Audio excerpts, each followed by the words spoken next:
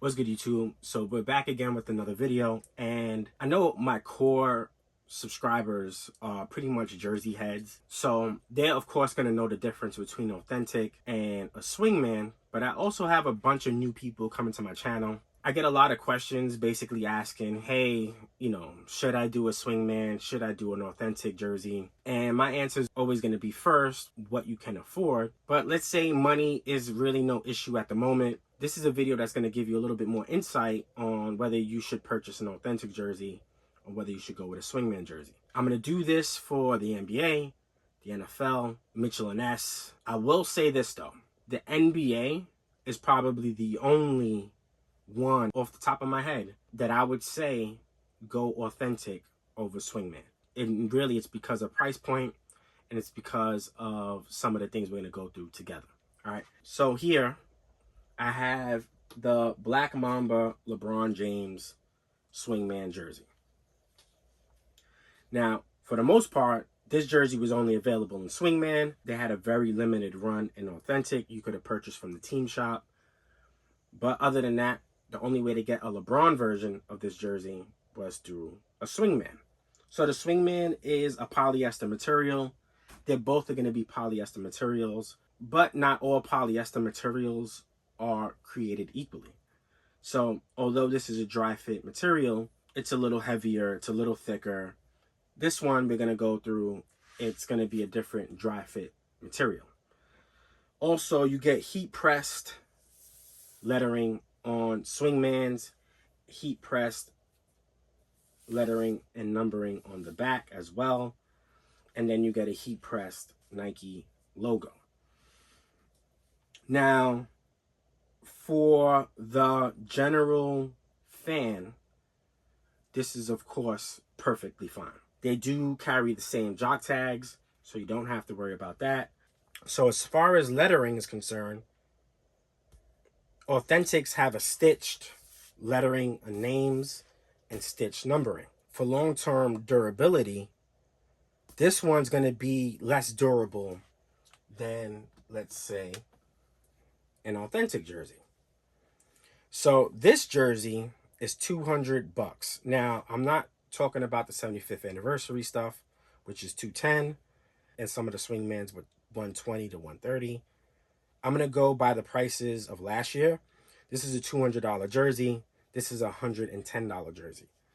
But you do risk, because this is a heat pressed name and number, you do risk washing over time, drying over time. Of course, you should not put this in the dryer, but you do risk this adhesive that they applied on eventually coming off, or even worse, this drying out and cracking. That also can happen on a swingman jersey. It may take years for that to happen. It may take 10 years for it to happen. But if you're looking at these jerseys from a long-term point of view and you want to keep these in your collection for quite some time, this is where, to me, the swingman for the NBA jerseys is not the best bang for your buck. Right? Now, on this one, we have a stitched buck. We do have rubberized decals also. So like the nose and the eyes are rubberized. And that's probably most likely an adhesive as well. So there's chances of that cracking and crumbling in the future. But most of the time, you're not going to get this rubberized adhesive. Most of the time, it's just a plain twill, such as the stitch that you see on the buck. As we take a look at the 34, it's stitched as well. So you can wash this in the water, hand wash them multiple times, and you're pretty much going to be okay. As far as the lettering is concerned, as long as you follow the care tags, which I always recommend. Follow the care tags. Me personally, I like to hand wash jerseys first. If I can't get out the stains or get out whatever I need, or just wash them in general by hand washing them, then I'll do a gentle wash in the wash machine. This one has a stitched Nike symbol, whereas this one does not.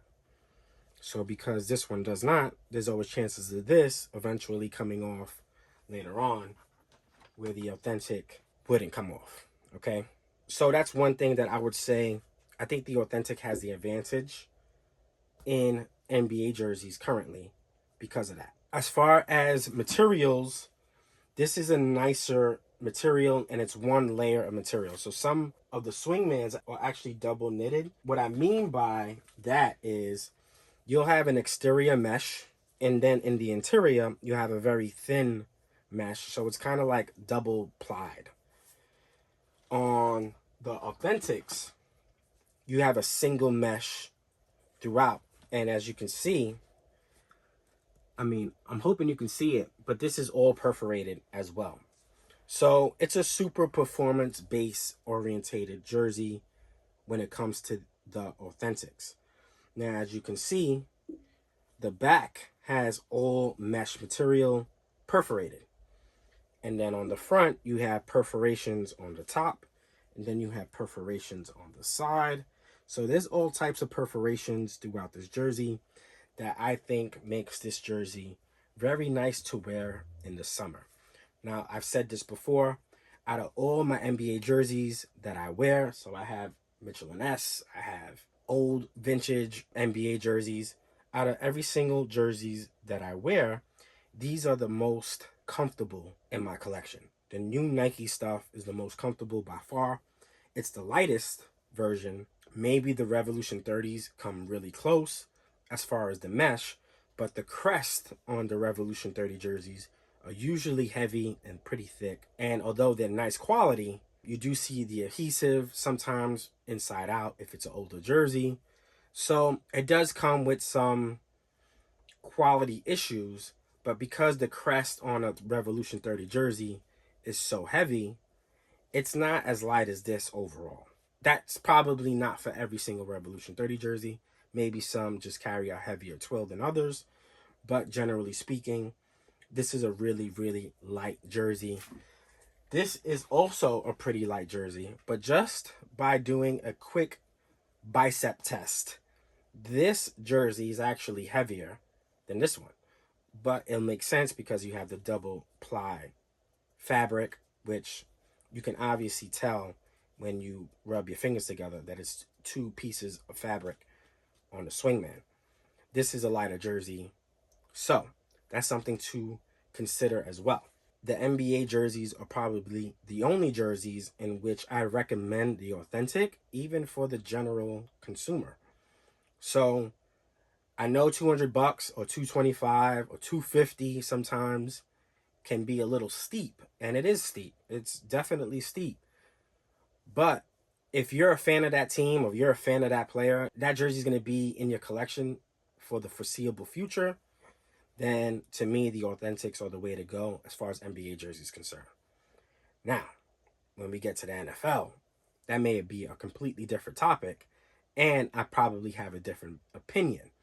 So you would have to wait to see that video to see what I say about that one. And then we're going to go through those jerseys as well together.